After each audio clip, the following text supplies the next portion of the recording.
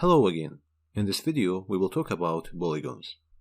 To start, clear the screen. Select polygon from the ribbon. Here you need to define the number of sides, and then we have two options: inscribed circle or circumscribed circle.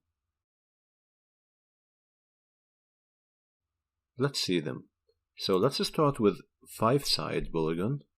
Keep this option and then click anywhere in the screen, move the mouse, and click again. As you can see, this is our inscribed circle. It touches all the sides of this polygon. Now, select the second type, and as you can see, we changed this to circumscribed circle. It touches the 5 points here. Let's say no polygon, and now select the first type and draw another one here.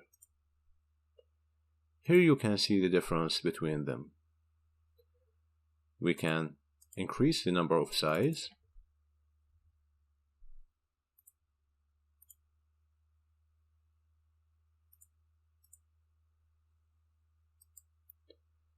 so that's it for sketching polygons.